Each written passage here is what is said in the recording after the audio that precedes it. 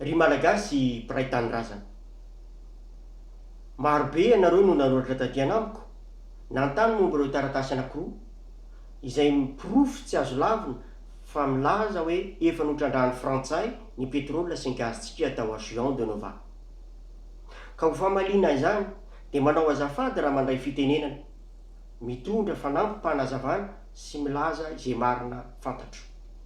Miala tsiny ihany koa satria izay milaza ny marina ho dia mamindra ainy, koa ampanetrehetena no andraisako an'izao fitenenana izao ho vavolombelona fahamarinana. Tonga tsy miarahaba hono na mantezitra, koa ny asina sy ny arahaba dia tsy ho ampirimiko tena anaty akanjo na feno-piarian-jorondamba, fa atolotra amintsika andrempanana azy avy. Ataoko toy ny safy vavavolana ka indray miodidina tambatro amin'ilay teny hoe voninahitra ny eo an'Andriamanitra ny miavo indrindra, ary fiadanana ny ho antsika nanehoany ny hatsara-po. Ataoko toy ny ady momanga ny kirijavola izy ity ka tonga dia nivoamasoko ny nompotsiriko.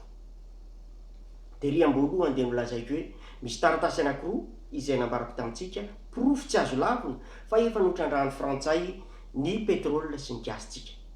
Ny taratasy voalohany dia nalefa ny entreprise anankitelo mitambatra: Rock Oil Limited, Souf Atlantic Petroleum ary ny Marex Corporation ao Afrique du Sud. Izy telo ireo dia nandefa taratasy mitambatra nakany amin'ny directeur d'exploitation de l'hydrocarbure frantsay, nangataka hoe ny Sapetro na ny Souf Africa Atlantic Petroleum sy ny Marex ihany no hanao ny fikarohana sy ny fitadiavana ny gaz sy pétrole amin'ny faritra au Juin de Nova fa hiala Rock Oil. Zay ny taratasy voalohany. Io taratasy io dia nalefa tamin'ny 20 décembre 2011. Ny faharoa indray dia nalaina tao amin'ny journal officiel izay nivoaka tamin'ny 25 septembre 2013, izay manambara fa nekena ny fangatahan'ny Sapetro sy Marex. Ireo taratasy ireo dia manazava tsara fa efa misy ny pétrole sy ny fitrandrahana eo amin'ny Juin de Nova. Mbola misy taratasy anankiray fa mbola tsy navokako, dia ny appel d'offre ho an'ireo izay hitrandraka, ary ny daty farany fametrahana azy dia tamin'ny 13 décembre 2013. Tokony ilaza zavatra amintsika malagasy izany satria daty nanaovana fifidianana tany amintsika tao aoriana ny tetezamita. Sendrasendra angamba fa tamin'ny 2008 no nahazo fankatoavana ireo orinasa telo ireo hitrandraka amin'ny pétrole. 2009 nikorotana Madagasikara. Tao anaty korotana mandrakarivintsika ny olona nitrandraka ny tao ambanin'ny tany, ary teo no nisy fahitana lehibe hoe 12 milliards de barils amin'ny pétrole azo alaina en Juin de Nova, ary 5 milliards mètres cubes ny gaz azo troana. Anisan'ny faritra betsaka hydrocarbure, tahirina hydrocarbure ngeza indrindra aty amin'ny faritra atsinanan'ny globe, faritra atsin'ny globe, ny eo amin'io canal de Mozambique io. Ny firenena mozambikanina dia efa mitrandraka ny anazy. Zay faritra atsika kosa indray dia efa nitrandrahan'ny frantsay. Raha mba ho azontsika tsaina angambany dia zay nandeha tany Dubai dia nahita tsara ny hoe manan-karena ny firenena Qatar. Io pétrole tahiry teneniko io dia betsaka noho ny Qatar. Zany hoe manan-karena lavitra no Qatar isika, fa bodon'ny frantsay, ary io no antony tena tsy amelany mamela io faritra ao Juin de Nova io, satria betsaka tahirin-karena ao anatiny. Ny lalàna izay navoakan'ny firenena mpikambana nefa dia mazava tsara, ary efa didy efa mivoaka io. Araka ny tenenin'ny professeur Ranjeva dia hoe efa clos io dossier io, ary io ny farany.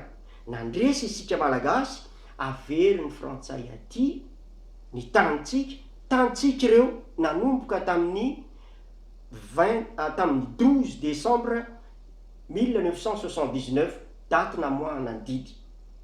Ny tsy nanatanterana didy de fandrirarirana zany satria no io antony lehibe zay teneniko io no amafisy ny firenena mikambana ihany io satria ny didy voalohany 12 décembre 1979 tamin'ny numéro 34/91.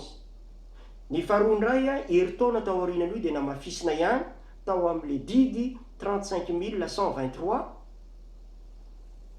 11 décembre 1980 hoe tokony asaina ny firenena frantsay hiresaka amin'ny firenena malagasy amin'ny fomba hamerenana n'ilay tany.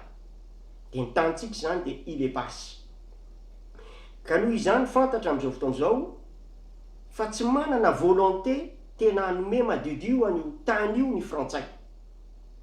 Koa manainga antsika malagasy aho hirahiny, averiko indray ny antsoko. Aoka isika hitambatra amin'ilay antsoina hoe fiombonana masina. Ny fiombonana masina de fijoroana ampilaminana, avalina daholo ny ampi-po politika, avalina ny fahasamihafana ara-poko, avalina izay fanavakavahana ara-pirazanana, fa iray isika malagasy. Araky ny teniko hoe iray trano isika, iray donakafa, aoka tsy fampiolon'olona. Fa ho diso anatrehan'ny tantara isika raha tsy mijoro amin'izao ady atrehana izao. Tsotra ny zavatra ataotsika de ny fijoroana ampilaminana, manao filaram-be, mitondra sora-bavety manao hoe averenao aminay ny taninay zao de zao. Ary filaran'io de ny olona natodotro de Andriamatoa James Ratsiny koa ihenoy izy anome daty izy hoe am'izao tsika no manao fotoana de hiaraka hirohatra hanambara ny herintsika hoe izahay malagasy mitambatra miara-miteny averenao aminay ny taninay zao de zao.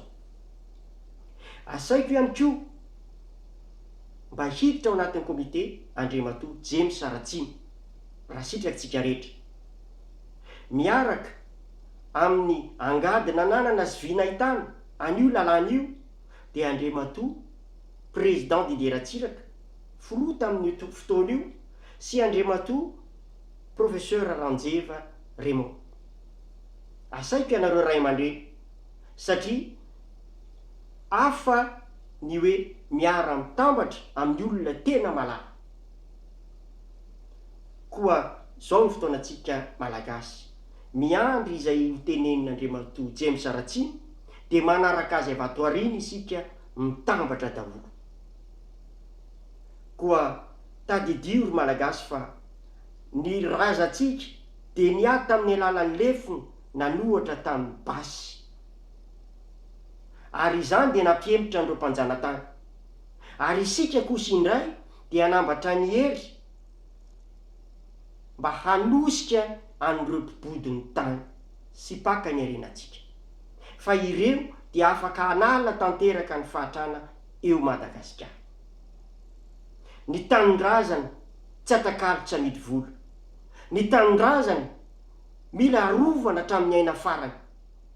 Ny tanindrazana de masina havela ho an'ireo taranaka amam-para.